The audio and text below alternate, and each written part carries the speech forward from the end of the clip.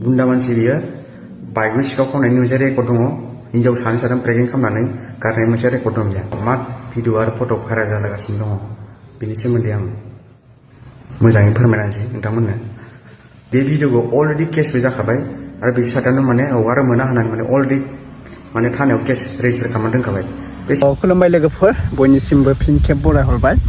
दाखालि बयो ट्रेन स्टेशनाव सोबा जानाय सासे बर' सिख्लाया बिनि बयफ्रेन्डआ दिनै क्लियारिफिकेसन भिडिअ होफैदों आंनि गार्लफ्रेन्डखौ मानो सोबाखो मा जाथाय जादोंमोन मानि थाखाय फुल ए टु जेड भिडिअ नैबे चेनेलाव नोंथांमोना नुनो मोनसिगोन। दिनै नोंथांमोना नायग्रोना लाबासो बुजि मोनगोन। एक्चुअलि जोंनि बर' हिन्जावफोरा जोंनि बर' लाइमोनफोरा गोबां सेन्स जाबोबाय। सोरबा हौवा गोनांजों खारसननाय सोरबा गथ' गोनाङा गारना खारनाय। दिनै कनजिताखौनो बुंनो थाङोब्ला मा जादों सिगां समाव दिनै हौवा हिन्जाव सानैजोंथ' जेबो गेंग्रें गुंग्रु बेफोरबायदि जों नुनो मोनाखैमोन। नाथाय गाज्रि रिल्स बानायोमोन दख'ना फैखोनानै बा बिलाइ दंफां गाननानै रिल्स बानायोमोन। ओमफ्राय बिखौ सासे ब्रादारा दमन खालामदोंमोन माने बिखौ रायनानै बा गामिनि रायजो राजाफोरा बिखौ हमनानै मिटिं लिंदोंमोन नों दिनै गथ' सासे थानानै हौवा थानानै नों बेफोरबायदि ड्रेसजों मानो भिडिअ बानायो। जोंनि उन्दै उन्दै लाइमोनफोराबो मिडियायाव गासिबो भिडिअ नायो अब्ला नोंसोरनि बेफोरबायदिखौ नुनानै जोङो सोलोंनानै जोङो लानानै पुरि दुनियावनो जोङो गाज्रि जाफानांगौ नामा नोंसोरनि थाखाय बैफोरबायदि गोबां बाथ्रा रायजोफोरा बुंदोंमोन। बिनि उनाव कनजिताया सेन्स जादोंमोन मोजां जादोंमोन। दिनैनि दिनाव बिसोरो हौवा हिन्जावदों मा जादों बेखौथ' आं बुंनांगौ खोथा गैया। हौवा हिन्जावनिया जाखायो गासैबो नांलाय खमलाया जाखायो सोरबा फाथैलाय बिसिनाय सोरबा बुदलाय खुदलाया जाखायो। दा बेखौ दोनथ'दो जोंहा दाख्लैबो नुबाय थादोंमोन आंथ' भिडिअखौ होआखैमोन नालाय नोंथांमोना बुजिया जानांगौ दा भिडिअखौ नायग्रोना ला बेनिखायसो बेनिफ्राय बुजिगोन। माने ट्रेन स्टेसनाव सासे सिस्टारखौ सोबादोंमोन आरोना आरो आंबो बुंनांगौ खोथा गैया मानि थाखाय सोबानाय। दा बिनि बयफ्रेन्डआनो बुंफैबाय भिडिअनि गेजेरजों जानला मानला मिडियायाव बेफोरबायदि माबानामोन सोबानामोन बेफोरबायदि बाथ्रा बुंदों। नोंथांमोना नायग्रोना लाबासो बुजि मोनगोन आरोना। दा नोंथांमोना नायग्रोना ला भिडिअखौ ओमफ्राय कमेन्ट खालामनो दाबाव। दा सब बयनिसिमबो फिन खेब बरायहरबाय जायफ्रा चेनेलाव गोदान साबस्क्राइब खालामना लादो आरो कमेन्ट खालाम नोंथांमोना बबे बबे डिस्ट्रिक्टनिफ्राय आंनि भिडिअखौ दिनैसिम नायलायखो दे। थेंक इउ स' माच गासिबो नायना ला ओमफ्राय भिडिअखौ शेयार खालाम दे। बेनि गेजेराव मा भिडिअ आरो फट' भाइरेल जालागासिनो दङ बेनि सोमोन्दै आं मोजाङै फोरमायनानैसै नोंथांमोननो। थार खोथाखौ मिथिया गारा बुजिया गारा भिडिअ फट'खौ सेभ खालाम भाइरेल खालामबाय थानाया मोजां जायाखै। थार खोथाखौ बिजिरग्रो बिनि उनाव भिडिअ फट'खौ आपल'ड खालाम। मालायनि लाइफखौ बरबाद खालामनो दासान नोंसोर बुजिनो नागिरो बिनि उनाव होनांगौ होनाङाखौ नों गोसोजों सायख'नानै आपल'ड होनांगौ। आं बेखौनो फोरमायनो नागिरदों दि मैया दाख्लै सासे सिख्लाया स्टेसनाव सोबा जानाय मोनसे भिडिअ भाइरेल जादों। बियो आंनिनो गार्लफ्रेन्ड दाबो जोङो रिलेसनशिपआनो दङ दाबो रायलायो। बे दाख्लै सोबा जानायनि गुबै जाहोना बेनोदि बे निजोम होननाय सेंग्राजों बेयो 1.5 बोसोर सिगां मोजां मोनलायोमोन आरो बेजों बेहा बै समाव रायलायबायनो थाखायमोन। बे गारलायनानैसो आं बेजों रिलेसनशिपआव फैदों। ओमफ्राय खोथाया बेनोदि मा होनो बै समाव मोजां मोनलायनायाव बेनो मोनसे प्राइभेट फट' हरदोंमोन। बे प्राइभेट फट'खौ लानानै बे सेंग्राया माने निजोम होननाया माने लेभेल दिन्थिबाय थायोमोन जाहैदों माने गावखौनो माने माबा मोनसे देखायबाय थायोमोन आरो बिनि सिगाङाव फन हरै बेनिफ्राय जों दाख्लै हराव बियो खनसे फन हरबावदोंमोन निजोम होननाया बिरलानाव। अब्ला आं बेजों रायलायबाय दंमोन। अब्ला आं बेजोंसो नांलायदों बे समाव फनाव नांलायनायाव बियो बिनि फट' बायदिसिनाखौ भाइरेल खालामगोन मा खालामगोन होनबाय थायोमोन।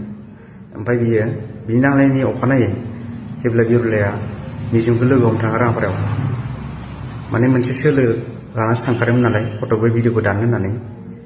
ओमफ्राय रावबो बुंनो हाया जे बिजों सेक्स जालायदों होननानै आरो बेजों लोगोखौनो मोनलायखायामोन। बे खनसेबो लोगो मोनलायखायाखै। राङापारायाव थांदों बियो लोगो हमनो बिनि फट' बायदिसिना दं होननायखौ दानो आरोना। ओमफ्राय दाना निजोमा राङापारायाव मोनसे हा बायनाय दङ बा न' लुनाय दंनो मोनसे गोदान बेयाव थांदों बियो। बेथ' मिथिया बेहा बिदि दं मा दं गथ' गथाय दं मा दं होननानै बेथ' जेबोखौनो मिथिया बेखौ सेंग्रा होननानै मिथियो। ओमफ्राय बे फट'खौ दानो होनना थांनायाव दस्रा ओरै जादों दानखांनानै फैबाय बियो न'आव फैदोंमोन आरो माने स्टेसनाव थाबायबाय ट्रेन हमनो थाखाय। ओमफ्राय माने बिनि निजोम होननाय न' गोदान लुनायनि खाथियाव मोनसे न'खर दङ बे न'खरा बे हिन्जावनो खिथाहरदों निजोमा ओरैथो हिन्जाव लाना फैदों होननानै अब्ला बियो हिन्जावा मिन्थिनानै बेखौ होसोबोयो स्टेसनाव लाखि स्टेसनाव ओमफ्राय माखासे ससे क्लिपखौल' बिसोरो दिन्थिबाय थादों फुरा क्लिपखौ दिन्थियाखै मिथिबायना बे ससेल' क्लिपखौ बिसोरो 2 मिनिट ना 3 मिनिटनिबो क्लिप दं बेखौ दिन्थिबाय थादों माने फुरा क्लिपखौ खिथायाखै ओमफ्राय बे भिडिअखौ अलरेडि केसबो जाखाबाय आरो बिसोर साथामनो माने हगारनो मोना होननानै माने अलरेडि माने थानायाव केस रेजिस्टार खालामना दोनखाबाय बे सेंग्राखौबो केस रेजिस्टार खालामबाय आरो बिसोरखौबो हगारनो मोना होननानै मोनसे लिरनानै दोनखानाय ओमफ्राय बे भिडिअआ बोरै गोसारखो दाख्लै बावैसो मिटिं जानानै थांबाय निजोमलानि न'खरावनो आरो बै फट'आव जे मोनसे भाइरेल जागासिनो दङ हा बे फट'आ आं मोनसे स्ट'रेज दोन्दोंमोन बेखौ सोर मा स्क्रिनशट खालामनानै मा एगारगासिनो आं बेखौ मिथिया बे सोरनिबा पलिसि बा निजोमनि पलिसि जागोन निजोमा बुंबायनि थाखायमोन गावखौ भाइरेल खालामबालाय नों गाव मोनसे माने गाव भाइरेल फैगोन जानला मोनला भिडिअ' बा फट'फोरखौ होननानै बुंबायनि थाखायमोन बे निजोमा गुन्दा मानसि बियो बाइकनि सिखाव खावनायनि मोनसे रेकर्ड दङ हिन्जाव साथाम प्रेगनेन्ट खालामनानै गारनायनि मोनसे रेकर्ड दं बिहा बेनोसै रायजोफोरा आं नोंसोरनि सिगाङाव फोरमायहरनायनि गुबै जाहोना बे सिख्लानि पुरा भाइरेल जाबाय दं नामा फेसबुक खुलिबानो बे सिख्लानि बुजानाय आसलथे बे सिख्लानिबो गोरोन्थि दं खिन्थु हौवानिबो गोरोन्थि आरो बे हिन्जावा बे सिख्लाखौ माने मिन्थिया हसिया सोबालाबायदों बेनि जायगायाव आं थाबाना बे हिन्जावखौ आं फार्स्ट जेबो खालामामोन बे सिख्लाखौ हौवाखौसो थिगसे बुगौमोन आं बाला मानो होनबा हौवानि गोरोन्थि गावनि हिन्जाव थाखाना मालाय सिख्लाखौ माबायदि नोजोर नायनो हाखो जेनेबा सोरबा हिन्जावाथ'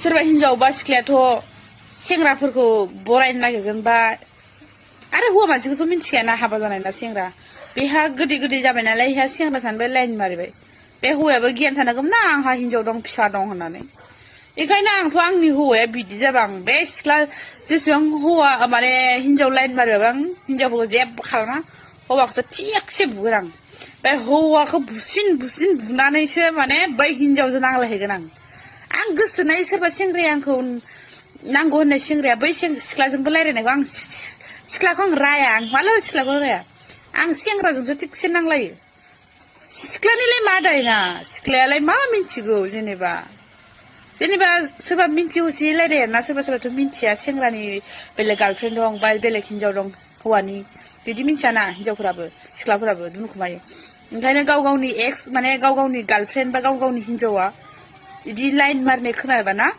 हौवाखौसो माने नांलायगोनांगौ बुनांगौ ओमफ्रायसो बे सिख्लाजों थांनांगौ सिख्लाखौ माने डाइरेक्ट बुजाया हिन्जाव मानसिखौ बुजाया आरो ना वार्निं होनांगौ खनसे खननै मानियावसो थिगसे बुनांगौ हिन्जाव बा सिख्लाखौ मिथिबाय बिदि जानला मानला बुगोरनाङाब्रा मानसिखौ लासिं सिंनो बे सिख्लानोबा मा दाय दंमोन बे गावनि हौवाखौ सामलायनो लाग्रोनांगौब्रा गावनि हौवाखौ थिगसे सामलायग्रोना ला गावनि हौवाखौ सामलायनो हायाबा बे मालायखौ बुनानै मा मोननो आरो जुदि नेक्स्टआवनो बिदि जायोबा बे सिख्लानि मा दाय गावनि हौवानिसो दाय दा बेखायनो गाव गावनि हौवा बा गाव गावनि बयफ्रेन्डखौसो सामलायग्रोना लानांगौ बेलेग सिख्लाखौ रायनायनि सिगां बा बेलेग हिन्जावखौ बुंनायनि सिगां आंनि गोसोथोनाय बिदिबा बे सिख्लाखौ आं जेबो खालामा हौवाखौसो बाथोन सिख्लायगोन आं बाला दायो नोंथांमोना भिडिअखौ नुखाबाय दा कमेन्ट खालामनानै बुंहरदो सोरनिबा हिन्जावखौ लांसना खारनाय सोरखौबा बुनाय जानला मानला बैफोरबायदिया आंनिबाबो मोजां नङा मानो होनब्ला सोरखौबा गोरोन्थि नुदों बिनि न'आव थां रायजो राजाजों बिसार खालाम